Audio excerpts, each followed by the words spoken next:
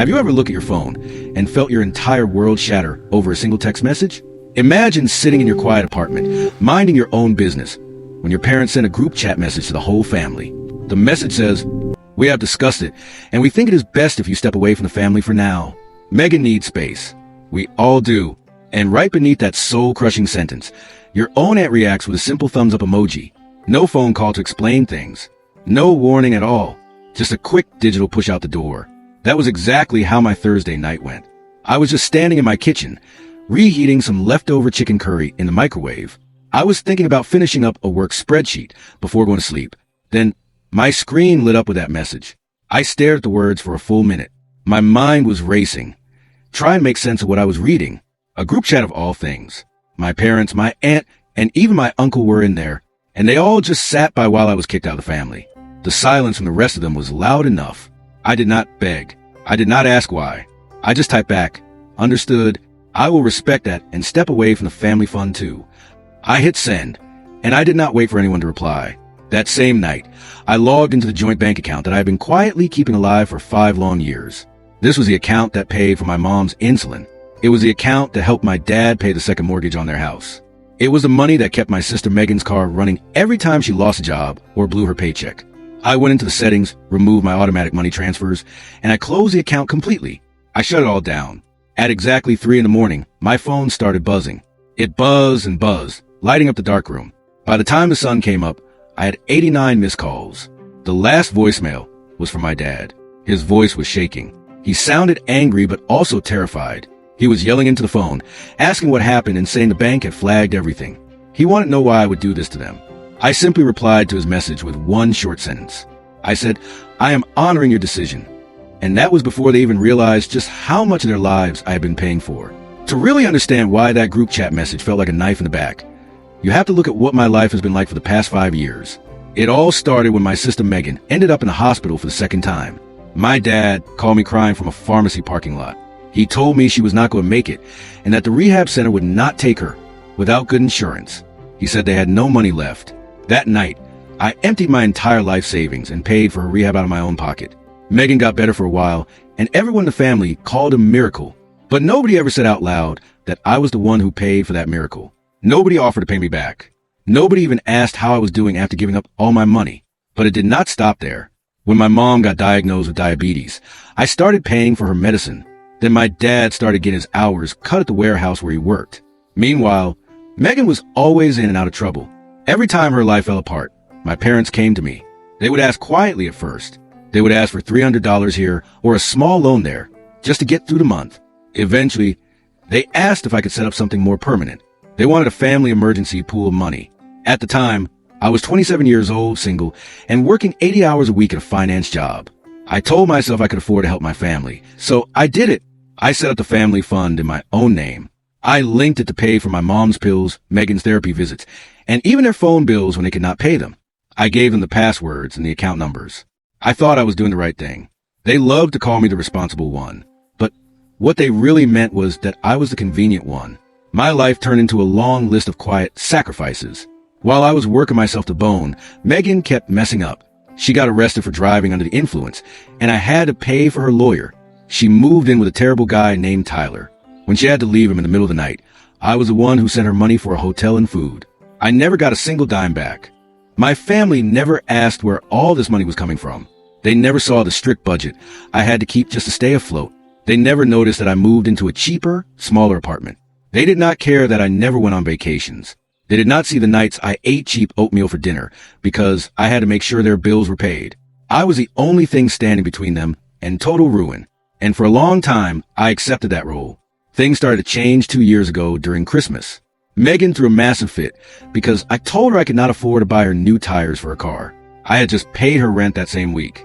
She ran to my parents and cried that I was judging her. My dad texted me, telling me to be more understanding because she was having a hard time. That was the moment something inside me broke. I did not yell. I did not cause a scene. Instead, I started keeping track of everything. Every single dollar I sent them, every bill I paid, and every excuse they made. I saved receipts. I took screenshots. I made a massive spreadsheet. I did not do it to be mean. I did it to remind myself that I was not crazy. I needed proof that they were taking everything from me and giving nothing back. Then, last month, the breaking point arrived. Megan sent a text to the family group asking if the fund could pay for a yoga retreat in Arizona for her mental health. A yoga retreat that cost over $3,000. I waited to see what my parents would say. My dad, the same man whose bank account I had to save from negative balances twice that year, replied that it sounded like a great idea. My mom sent a heart emoji. That was when the truth hit me hard. They did not just appreciate my help anymore. They felt entitled to it. They looked at my money as if it was their money. The final explosion happened just 2 days before they kicked me out of the group chat. We were on a family video call. I tried to share some good news for once. I told them I got a huge promotion at work, which meant a big raise and more respect. Right in the middle of my sentence, my dad interrupted me. He asked if we could talk about Megan's housing situation instead, because she wanted to move to a nicer area. They expected me to pay for it. I stayed completely calm and said, maybe it is time someone else stepped up to help. The video call went dead silent. They looked at me like I had just cursed at them. It was a cold, angry silence. 2 days later, I got that group text telling me to step away. My aunt gave the thumbs up. They really thought they were just putting me in a timeout to punish me. They had no idea they were actually cutting the only rope that kept their lives from falling apart. I was the silent engine running their lives. The second I walked away, all their lights went out. The fallout was fast and ugly. It took exactly 36 hours for their world to crash.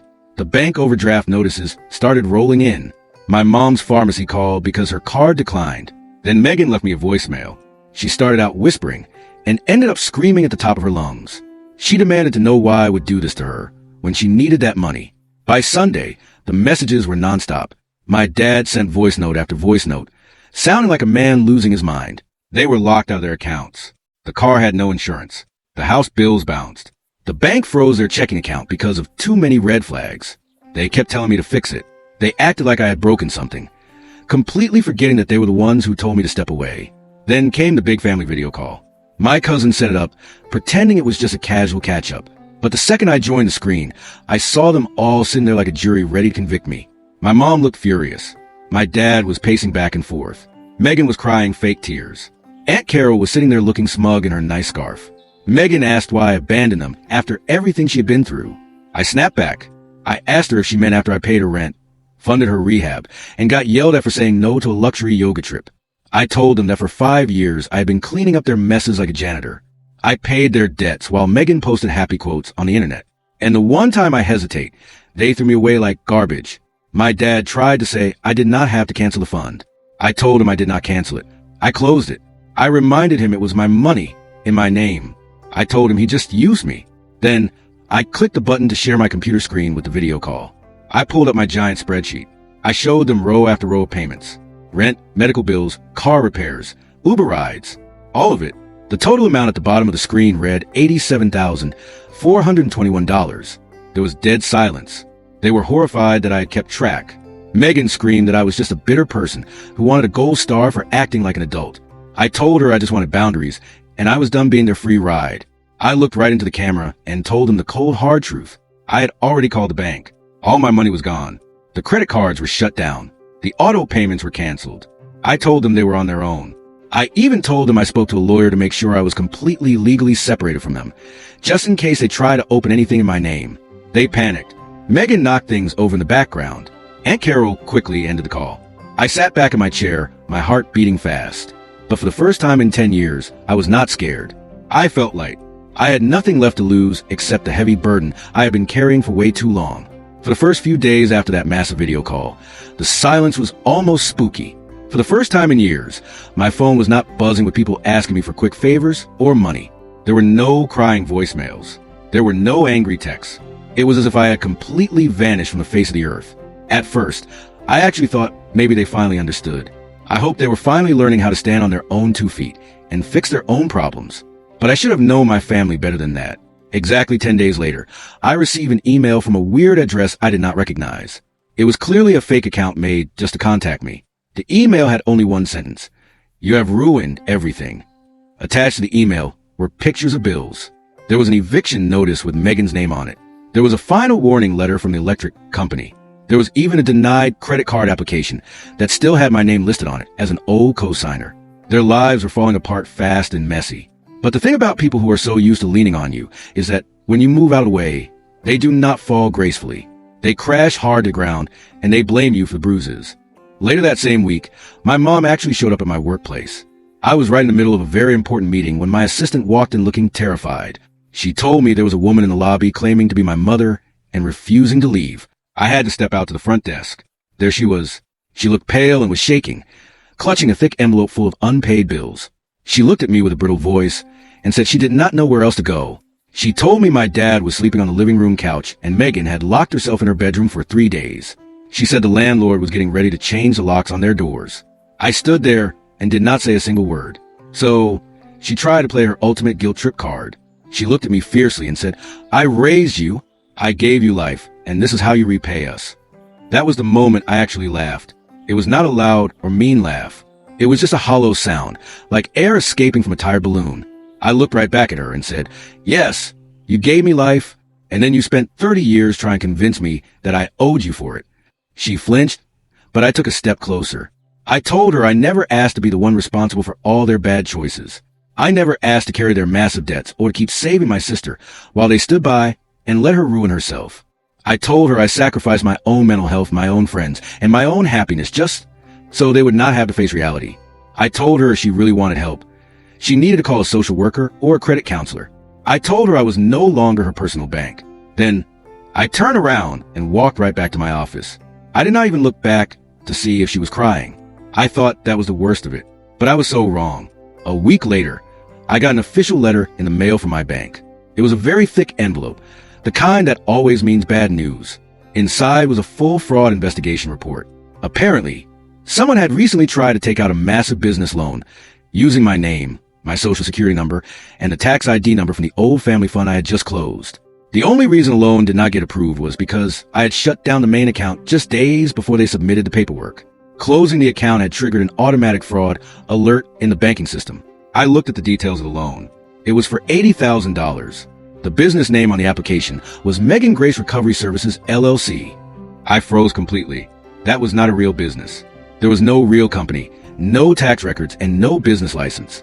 But the paperwork was completely filled out, and it had a fake signature at the bottom that was designed to look exactly like mine. I immediately called the bank's fraud department. The worker on the phone pulled up the whole file. She read me the names of the people who signed as the backup partners on the loan. It was my mom and my dad. I sat there in pure shock. The bank worker told me that if I had not closed my accounts when I did, this $80,000 loan would have gone through without me ever knowing. That was when the entire truth hit me like a freight train. The way Megan suddenly wanted space. The way my parents agreed with her. The random group chat kicking me out. It was never about them being mad at me. It was a plan set up. They wanted to push me away quietly so they could take out a giant loan in my name, take the cash, and let the bank come after me when they inevitably could not pay it back. They did not just want my help anymore. They wanted to steal my future. And when their plan failed because I closed the account too early, they tried to make me look like the bad guy to cover up their own crime. I spent that entire weekend filing official police reports.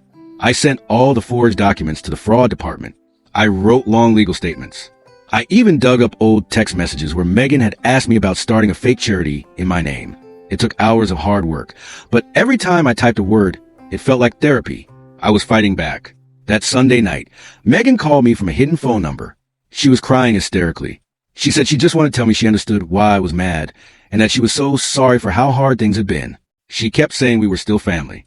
I let her talk until she ran out of breath. Then I asked her one simple question. I asked, "Did you know about the fake business loan?" The phone went completely silent. She did not say a word. I hung up the phone and blocked that number forever. After that, everything inside me changed. I finally started sleeping through the night. I stopped checking my bank app in a panic every morning. I started going out to dinner with my friends, and I did not feel sick to my stomach when the bill arrived. I even got a call from my Uncle Ray. He was a family outcast who had cut ties with him years ago. They always told me he was crazy. He found me online and told me he heard about the loan. He said I was not the first person they had tried to drain dry, just the first one to actually shut the water off. He made me realize this was a generational cycle of abuse. 2 months later, I packed up my life and moved to a brand new city. I got a better job with a higher salary, and I made sure my family did not have my new address. One day, while sitting in my new quiet apartment, I got a random message online from Tyler. Yes, Megan's terrible ex-boyfriend. He actually wrote to thank me for helping Megan back then, even when she did not deserve it. He told me I was not the only thing she needed saving from. Hearing that from him, of all people, proved to me that I was never crazy. I really was saving them from themselves. It has been almost a full year since that massive blowout. 12 months since the missed calls, the screaming voicemails, and the fake loan application. I used to think I would feel guilty for walking away. I thought a voice in my head would tell me I was a bad son or a bad brother. But the only thing I feel now is absolute peace. The kind of peace where your money belongs to you, and your phone does not scare you when it rings. They still try to reach out, sometimes. Mom sent an email on Christmas with a sad picture of the tree. Megan emailed me on her birthday begging for rent money, while claiming she was healing. I never reply. I check my credit score every month, and it is perfectly safe. A few weeks ago, I had to travel back to my old city for a work meeting. I was walking down the street and saw Aunt Carol sitting outside a bakery. She waved at me like nothing ever happened. She looked at my nice clothes and said I look well. Then, without an ounce of shame, she actually asked me if I would ever consider setting up another emergency fund for the family. I laughed from the bottom of my stomach. I looked her right in the eyes and said, I already did. It is called my future. And I turned and walked away forever. Hit that subscribe button and turn on the notification bell for more stories like this. See you in the next one. Peace out.